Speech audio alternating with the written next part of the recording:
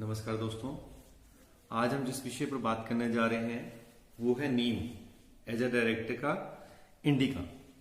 तो सबसे पहले हम बात करते हैं कि नीम का उपयोग हम लोग अब किस तरीके से कर सकते हैं। नीम हमारे आमतौर पर भारतवर्ष में हर जगह पाया जाता है और ज़्यादातर हमारी इंडियन पब्लिक नीम को बड़े अच्छे से जानती है। नीम की दातुन बहुत पुराने टाइम से रिवाज है कि नीम की दातुन की जाती है और ये दांतों को बड़े अच्छे से स्वस्थ रखता है।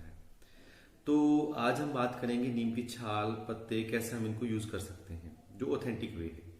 सबसे पहले हम बात करते हैं कि नीम का काढ़ा। और नीम का काढ़ा कैसे बनेगा। आप इसके पत्ते, मुट्ठी भर पत्ते लीजिए, इसको 2 गिलास पानी में उबाल लीजिए।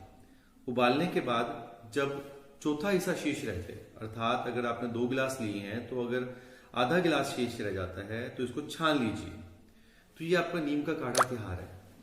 अब इनका उपयोग हम कई तरीके से कर सकते हैं। नीम के काढ़े का आप इन पत्तों की जगह छाल का भी उपयोग कर सकते हैं और निम्बोली का भी यूज कर सकते हैं। निम्बोली, जो नीम का फल होता है, उसको निम्बोली बोलते हैं।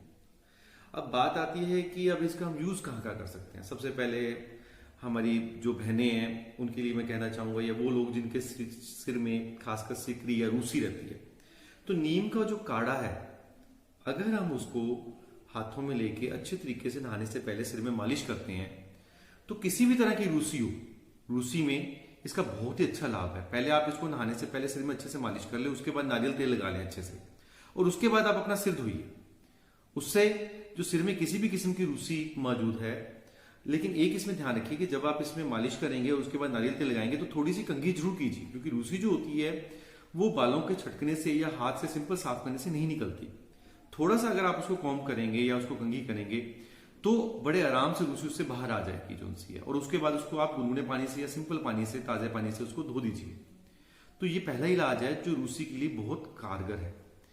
दूसरी बात मैं करूंगा, जितने चर्म रोग हैं, चर्म रोग खासकर घाव, अगर हम घाव की बात करते हैं, चाहे हम नीम के पत्तों को लें और उनका काढ़ा बनाएं, या हम छाल का काढ़ा बनाएं, या हम नीम के पत्तों को पीस भी सकते हैं और अगर हम उसको घाव पर लेप कर देते हैं, और लेप कितनी देर करना है, कम से कम 20 मिनट से आधा घंटा, या उस घाव को हम नीम के पत्तों के काढ़े से धो देते हैं। आप नहीं भी कर सकते, नीम को आप एक गिलास या एक डब्बे, जो हमारे यहाँ नहाने वाला डब्बा होता है, उसमें भिगो के रख दीजिए और सुबह उसको मसल के छान लीजिए। उससे भी अगर आप अपने घाव को धो लेते हैं तो एक बहुत ही अच्छे एंटीसेप्टिक का काम करता है, और चर्म रोगों में तो इसका लाभ बहुत ही ज्यादा है। फिर बात करते हैं कि नीम के काढ़े का मुख्य उपयोग हम खाने में कहाँ कर सकते हैं। तो जिन बच्चों को या बुजुर्गों को या बड़ों को या स्त्रियों को पेट में कीड़े रहते हैं, अब पेट के कीड़ों के लिए बहुत सारी दवाइयां बनी हुई हैं और ज्यादातर सरकार भी और हम लोग भी आमतौर पर डॉक्टर से जाके ले लेते हैं। लेकिन कई बार ऐसा भी होता है कि बहुत कुछ लेने के बाद भी पेट के कीड़े पूरी तरह से खत्म नहीं होते हैं। तो ऐसे में हम एडवाइस करेंगे कि नीम का काढ़ा, अर्थात वही जैसे मैंने आपको बताया कि आप 2 गिलास पानी लीजिए, जब चतुर्थ शेष रह जाए तो उस पानी को छान के आप पिला सकते हैं। बच्चों में इसकी मात्रा जो सी है कम है, अर्थात 4 चम्मच, बड़ों में चौथा गिलास पानी का पी सकते हैं। तो उससे थोड़ा सा कड़वाहट तो आएगी, बट ऐसे तरीके से पीने से पेट के किसी भी तरह के कीड़े, किसी भी तरह के प्रोटोजोल ऑर्गेनिज्म हो, उनका नाश होता है।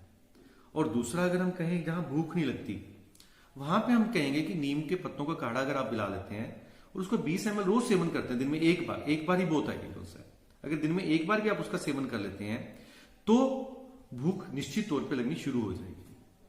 तीसरी चीज है, अगर कुछ भी मौजूद नहीं और हमारे लिए काढ़ा बनाने के लिए हमारे पास कोई चीज मौजूद नहीं है, या अग्नि का हमारे पास कोई प्रबंध नहीं है, तो हम क्या कर सकते हैं, नीम के पत्तों को सिंपल कूट पीस कर हम उसको शहद में मिक्स कर कहीं भी किसी भी जगह पे स्किन रोगों में उसका इस्तेमाल, या किसी भी तरह के चर्म रोगों में, या जो स्किन की डिसऑर्डर्स हैं, खासकर घाव, ऐसे घाव जो कभी हील नहीं हो रहे हैं, खासकर वो जो शुगर के मरीज है जिनके जहां घाव हील नहीं हो रहे हैं, वहां पे हम इनका प्रयोग कर सकते हैं। नीम की दातुन के बारे में मैं आपको कहना चाहूंगा कि नीम की दातुन से बढ़िया दातुन कोई भी नहीं हो सकती है, क्योंकि ये अच्छे तरीके से हमारे दांतों को और जीवा को स्वच्छ करती है और किसी भी तरह के कीटाणुओं का नाश करती है।